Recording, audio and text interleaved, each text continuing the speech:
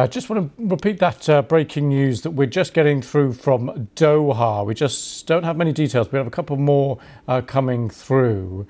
This is after blasts were heard in Doha, in the capital, of course, of Qatar. That's coming through from the Reuters news agency. Well, just another one from AFP, another short line saying this. Israel army says it's targeted Hamas leaders after blasts rock Doha. So, there was initial reports from Reuters saying they saw smoke. They had eyewitnesses in Doha, in Qatar, seeing smoke rising above the capital and the sound of blasts and explosions. And now we are getting slightly more detail. And I just want to read you this. Israel has carried out a strike in the Qatari capital, Doha, targeting the senior leadership of Hamas. They're reported to have been holding a meeting to discuss the latest Gaza ceasefire proposal. Several explosions were heard in the Qatari district of the city. Video posted online shows large plumes of smoke rising from the area. So, just want to bring you the timeline as we have it. First, those reports of blasts in Doha, the capital of Qatar. Then eyewitnesses saying they saw smoke rising above the skyline there. Now, the understanding is that Israel has carried out a strike on Doha, targeting senior leadership of Hamas. They've been there reportedly holding a meeting to discuss the latest Gaza ceasefire proposal. Several explosions heard. This is all in the Qatari district of the city of the capital. And there are videos posted online seemingly showing these large plumes of smoke rising from the area. So these developments coming through just in the last 20-30 minutes or so. Of course, our teams here are working in the newsroom behind me to verify and double check those videos that will be posted online of seemingly smoke rising and eyewitness describing those blasts there. But what we do know is that after those initial reports from agencies like the Reuters news agency and AFP news agency of these explosions, now getting seemingly a bit more detail. The claims and reports that Israel have carried out a strike on the Qatari capital, Doha, targeting the senior leadership of Hamas. They are reported to have been holding a meeting to discuss the latest Gaza ceasefire proposal. We're working on just to get you a map of the region, just to show you a bit of the geography here and a bit of the region that we're talking about and where this smoke and where these blasts will have been heard. Also getting through some of the statements. This, I'm being told, is an IDF announcement. Let me bring this to you. The IDF and ISA conducted a precise strike targeting the senior leadership of the Hamas terrorist organization. For years, these members of the Hamas leadership have led the terrorist organization's operation and are directly responsible for the brutal October the 7th massacre and have been orchestrating and managing the war against the state of Israel. Prior to the strike, measures were taken in order to mitigate harms to civilians, including the use of precise munitions and additional intelligence. The IDF and ISA will continue to operate the determination in order to defeat the Hamas terrorist organization responsible for the October the 7th massacre. So that is the statement there, posted on social media by the Israel Defense Forces, the IDF, the Israel military.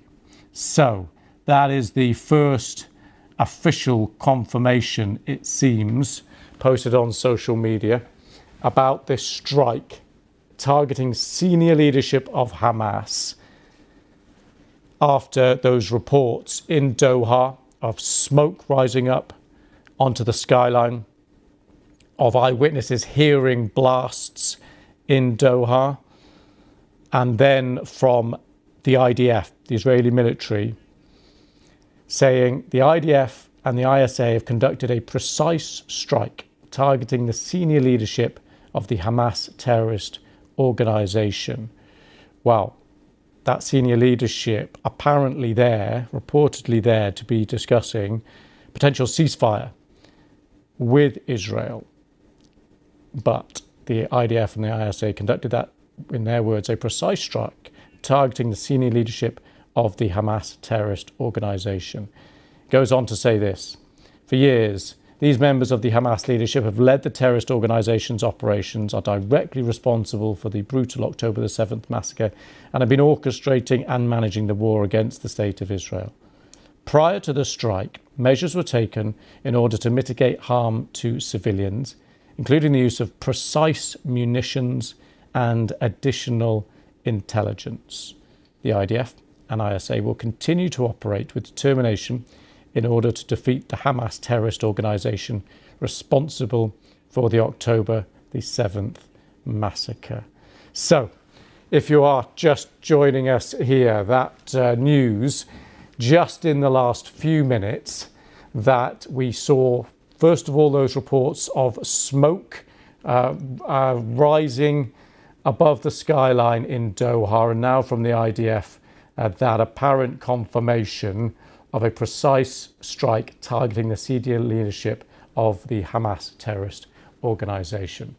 Well, we can speak now to Noga Tarnopolsky, who's a freelance journalist based in Tel Aviv. Thank you for coming on the program. Could you just talk us through what we know here? Well, this is huge news. The first questions that arise, of course, is did Israel coordinate this strike on Doha with the Qatari leadership and with the United States that has one of its largest military bases anywhere in Qatar? Or was this kept a secret even from Donald Trump or the Qatari leadership? A Saudi channel is reporting that Khalil al-Hayya, who is the top Hamas negotiator during all of these long months of negotiations for a ceasefire, hostage prisoner exchange deal, that he was assassinated. That's the first named victim. We've heard it's a Saudi channel reporting it. This appears to be Israel simply throwing the kitchen sink at any hope of any negotiated agreement to end the war in Gaza. And do we have any clarification on what the senior Hamas leaders were doing in Doha at the time of this strike?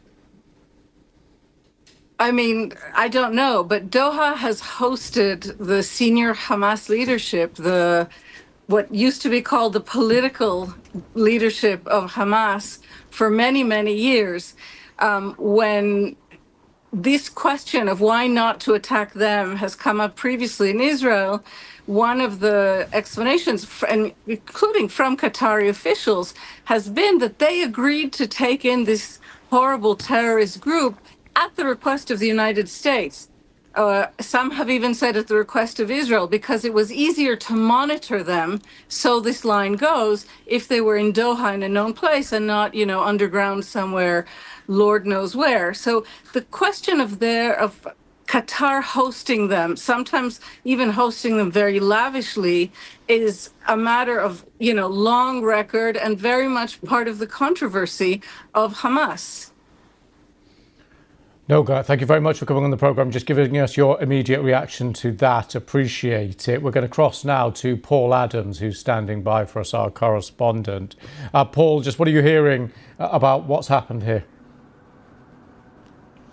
Well, the reports that we're getting suggest that this targeting of the senior leadership, something that the Israelis have already very quickly put out a statement about, appears to have killed them, or it may have killed them all. You heard Noga there just talking about Khalil al-Hayya, one of the most senior figures, but we have got a list of around 6 or 7 people who it is, and we believe that all may have been killed in this strike, and they include Ghazi Hamad, who is a very familiar figure who's appeared sometimes as a kind of spokesman, has also been intimately involved in the negotiations. If it is true that that all of these individuals were killed in this strike, then what Israel has done effectively is to eliminate all of the senior Hamas figures with whom it was negotiating indirectly through the offices of the Qatari government, which obviously begs a question. Where do negotiations go now, given that Hamas continue to hold Israeli hostages in Gaza? This would appear to be Israel closing the door on any further negotiations and determined simply to destroy Hamas wherever and whenever it can. And Paul, what does this mean for Qatar, that location for talks? What does it mean for it as a state and its role here? Well, we believe that this is the first time the Israelis have carried out any operation of its kind in Qatar. Of course, Qatar is not unfamiliar with being caught up in the violence of the region. There was an Iranian missile strike during the brief 12-day war between Iran and Israel earlier this year, in which the Iranians targeted an American airbase in Qatar. But this is a very different kind of operation. This clearly came with no warning. It was obviously a sophisticated operation. We don't know anything about how it was launched, whether this was some kind of airstrike or a bomb planted in the building where these individuals were meeting.